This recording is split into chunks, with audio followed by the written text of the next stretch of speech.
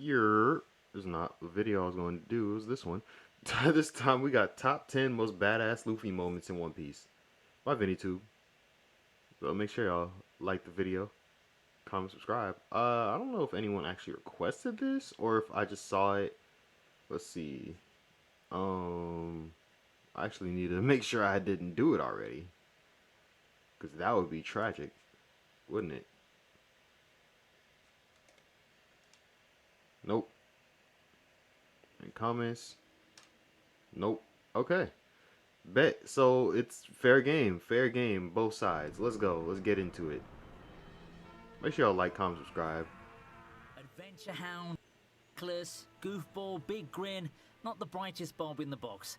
These are the descriptors that immediately come to mind when you think about Monkey D. Luffy. But occasionally, our childlike hero and pirate also extraordinaire does something so crazily awesome, you realize there's more.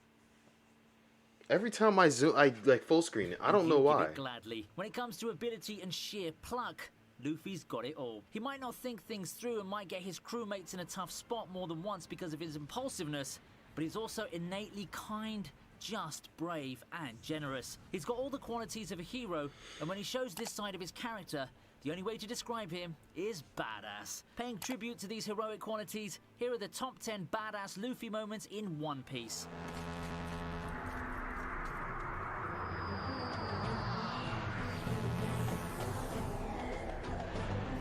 At number 10, Luffy shows us what a terrifying monster he can be by knocking out 50,000 fishman pirates with his Conqueror's Haki. While Luffy used this unique form of Haki, which only a chosen few can wield on several occasions throughout the series, his display on Fishman Island is amongst the most memorable. It's not just the numbers he defeats, but also his prowess at using this god-given power. The slack... Yo, I remember watching, like, when there was a dark time for us dub watchers in the One Piece community. Because they were not putting out dub. They put out a whole, like, 10 episodes in a whole year. So it was dry for a while. I was over here fiending for some One Piece. I rewatched the series already. I was like, I need more. I need more. So I watched one of the movies. I forgot which one. I think it was like Strong World or something. Because they had it was released in dub, not on Funimation. Don't ask me how I watched it, but I watched it. And it was one of the movies, and Luffy uses Conqueror's Haki, knock people out, and I was like, it was during the time skip too, so it was before Fishman Island. I was just like, oh my gosh, that's some real stuff right there, Luffy. That's some real stuff. So I didn't know what the hell's going on. I was so surprised. I was shocked. But I was also like, that's awesome. I can't wait to get to the time skip. I saw everybody's like post time skip designs, and I still feel the exact same way about them. I hate Frankie's new design. I like this old one better. I'm more used to it now, but I still don't like it. Everyone else I like the design change. Look of shock Sanji didn't change though. Hody's face says all there is to say of the impact Luffy has on the enemy's morale with this show of strength. Luffy's actions have an immediate and deep impact. While his battle with Hody goes the whole hog and even gives him some trouble, this early moment shows that Luffy's victory is but inevitable. If it was literally a one-on-one fight right there, Luffy would KO him so quick.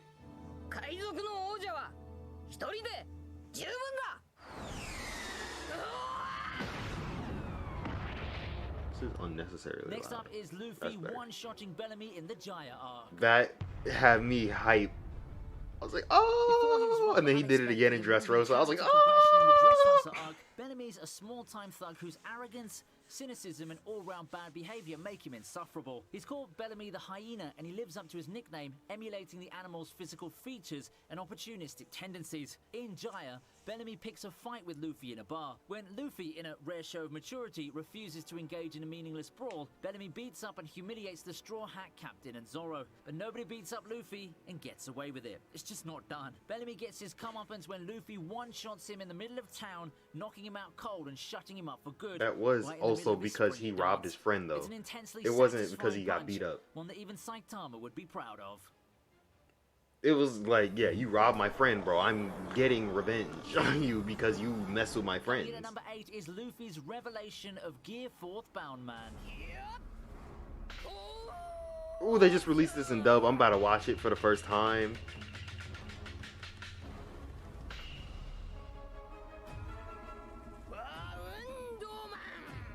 It's a pleasure to watch Luffy go from strength to strength with each gear. Fourth gear is the most visually arresting of the lot. In the bruising battle against Don Quixote do Flamingo, Luffy goes into gear fourth by biting down on his forearm and inflating his body with air to resemble a giant balloon, while also enhancing his muscle strength. The transformation is dramatic as it is, but series creator Ichiro Oda makes it even more fantastic with the addition of some kabuki-style theatrics. In the fight, Luffy uses the fourth gear technique Bound Man, which allows him to bounce up and down and gain incredible speed and power. It's the perfect counter to Dofi, who's no lightweight in the power department.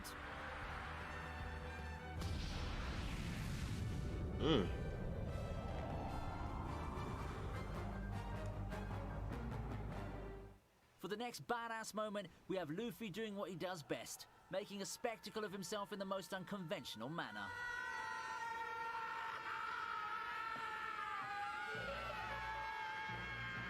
Unconventional, but a real one. To save Ace from being executed by the Marines begins in Luffy earnest is when a real Luffy one. falls from the sky from an upturned boat, a bunch of ragtag allies on his heels. The sight of Luffy and his noisy crew free-falling into the fight arena sends shockwaves throughout the Marines and pirates down below. Considering Bro, imagine just being a random pirate, just sitting there, and then you see the Straw Hat Luffy, like fly down, the one who just declared war on Marineford a little bit ago, broke people out of Impel Down, and like because you see a bunch of prisoners out there, like what the prisoner Impel Down prisoners. What? That's Ivankov, like a revolutionary army person. Is that Jinbei, the warlord, first son of the sea? What is that? Buggy D Clown? Oh my gosh, that's a powerhouse right there. Like I would be, because at this point they already know Buggy's a member of Roger's crew or whatever, because Sengoku said it. So they're just always like oh my, and they're all following Luffy. Is that a guy with a 3 on his head? Like, they wouldn't probably be like that, but I'd just be like, why is he? Because I notice things outside the box. I'm like, why does he have a 3 on his head? Like, I would be so confused. the battle ends, this entrance is both comical and irreverent. Like, of course, I know why he has a 3 on his head. He's Mr. 3, but like... entrance a little earlier in the day. The lightheartedness of it all prevents any foreshadowing of the darkness and tragedy that's just about to come. In fact, Luffy brings with him a sense of hope that all will be well. But despite everything that happens, Garp's just like, bro, where are you coming from? And then they're flying out the sky. I'm like, what the hell? Yeah, right there. Right, and Crocodile. I forgot Crocodile was there too. I'm like, yo, is that Crocodile? Why are they all following Luffy? What is going on? These two look like they got some color to them, so they actually probably matter. Some of them other people have color too. Oh, that's right, because they're with Ivankov. They had different fits. At number 6, we have Luffy sucker punching Kaido in his dragon form in their very first meeting in Wano. Was it a sucker punch? He announced it. He had time to dodge. If there's anything Luffy excels at, it's being impulsive and doing the opposite of what he should be doing. After the Lord Luffy alliance arrives in Wano, the strategy they adopt is to keep a low profile and work in secrecy to bring down the Yonko. But their plans go up in smoke as Luffy not only reveals himself to Kaido in a fit of rage, but also chases him down and lands a punch on him, powerful enough to slam him senseless into the ground. True, Kaido is drunk as a skunk when he's brought down by a single hit to the head, but the fact that Kaido's in his dragon form at this moment is a testimony to Luffy's power and bravado. It also raises the anticipation sky high for the duo's final clash, which should definitely be worth the wait.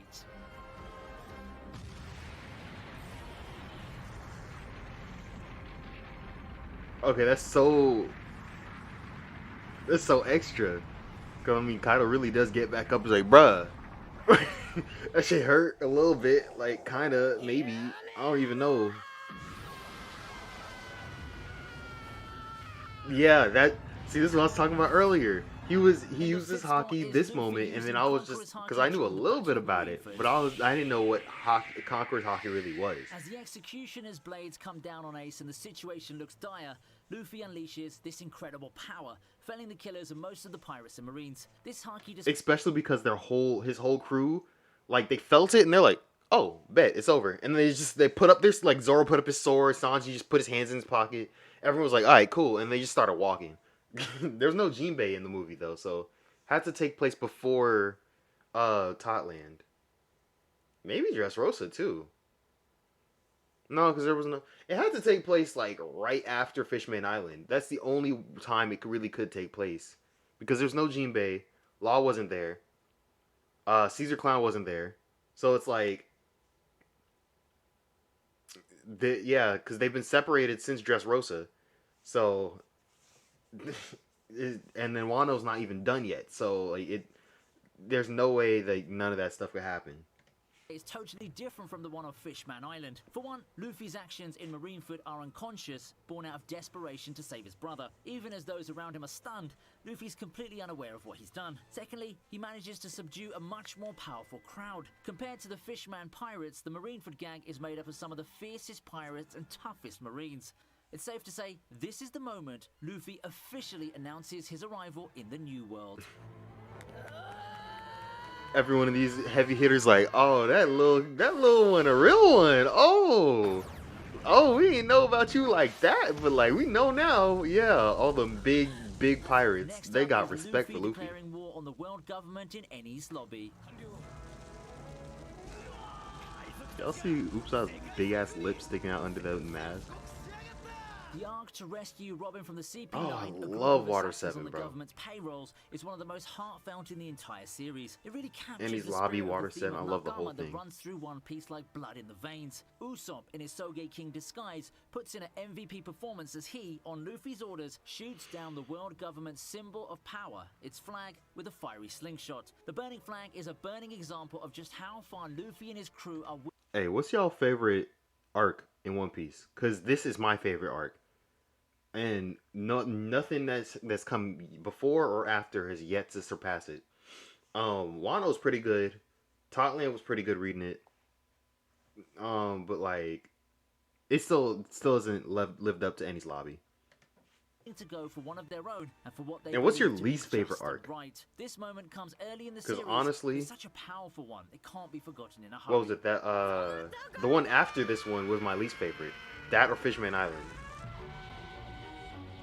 Number 3 is Luffy. Skypiea facing off was against the three used to admirals be, in and the then I Marineford arc, which, as you would have rewatched it. I was realized by like, now, okay, it's pretty is good. a minefield of impactful moments.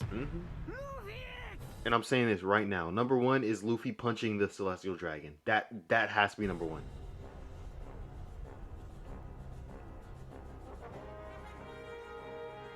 The three admirals, Aokiji, Akainu, and Kizaru, are the true symbols of the Navy's power, each gifted with a devil fruit power so mighty that they're a threat to the fiercest pirates. Going up against even one of them could mean certain defeat, maybe even death.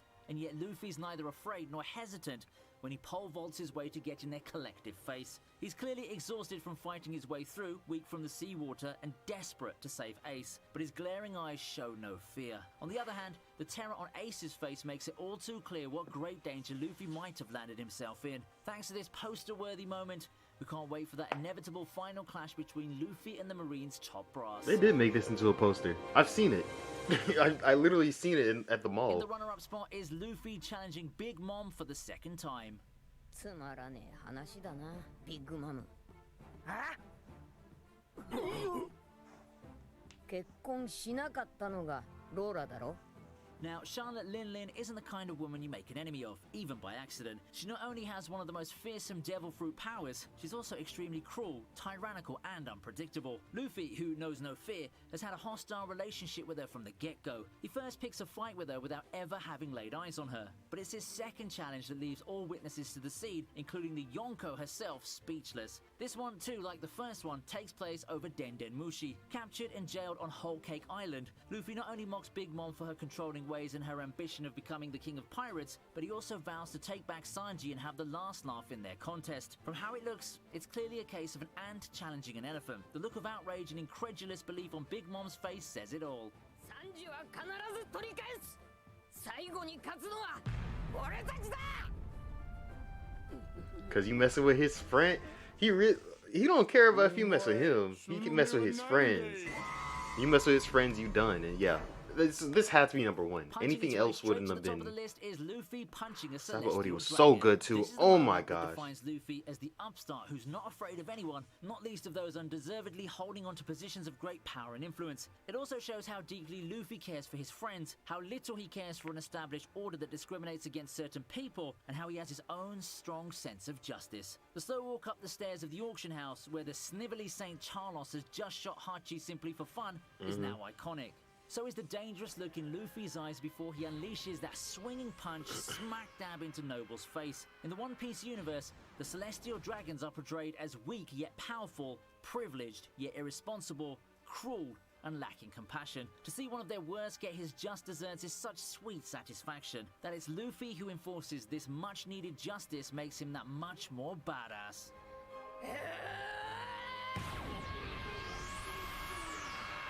They really wear the bubbles around their head because they think they're so much better that they don't even have to breathe regular air.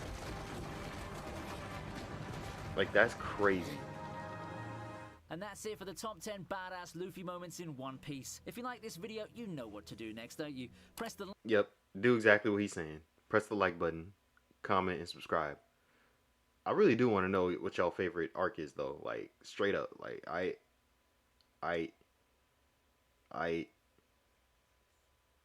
I, yeah. You heard me? You heard me? I was reading comment, my fault. Alright, so, I'm out. Like, comment, subscribe. Peace.